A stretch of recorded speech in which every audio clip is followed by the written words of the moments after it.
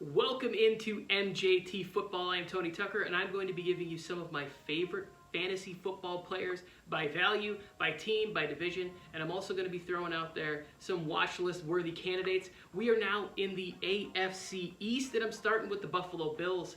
I personally am a big fan of the Gabe Davis breakout. We've already seen it in the preseason. We saw him crush 4 TDs in a playoff game against the Chiefs, and I just think as the wide receiver 2 with Josh Allen in the 6th round, you cannot go wrong. The player to watch, Isaiah McKenzie, potentially taking over some of those slot targets that were vacated by Cole Beasley.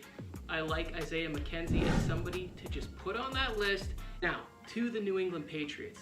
Damian Harris, they are moving this guy. They are hyping him. It is tough to trust the New England running game. Anybody who plays fantasy football knows that. But Damian Harris is a solid running back, and he's going late 6th, 7th round. I am in for that as my RB3 potential flex on certain weeks where you think they could be running the ball 53 times and only passing it 3 times. Whatever that stat was against the Buffalo Bills last year. Bills always throwing us through a loop.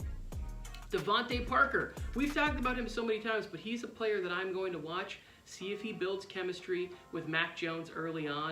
And it's not talent, it's health. When Devonte Parker is healthy, the dude is a beast. Let's go to the Miami Dolphins. This team loaded up. South Beach about to be wild for fantasy this year, and there's so many players. Tyreek Hill is going in the 3rd round of some drafts. But I want to talk about Chase Edmonds. They gave him a lot of money. I like Mike McDaniel as the offensive coordinator, play call, boy genius, whatever we want to call him.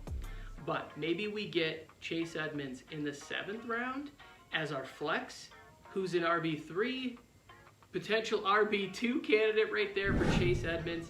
And the player also that I like, because he came from San Francisco with Mike McDaniel, Raheem Mostert, right? Maybe he just finds a way to manufacture targets for Mostert because of his speed and dynamic ability and familiarity with the system and everything that's going on there. Finally, with the Jets. With the Jets, Jets, Elijah Moore in the 7th round? Elijah Moore in the 7th round? I will take that. Big Joe, Daddy Flack the Don is going to be starting a quarterback to begin the season for them. I am a fan of that. To stick in the wide receiver room for my watch list, Corey Davis. He was picked in the 1st round. They gave him money. He's still talented. He is a veteran. I think Flacco will like that and could have a nice start to the beginning of the season for the Jets. That is going to wrap up the AFC East. We appreciate you. Consider subscribing. Consider liking the video.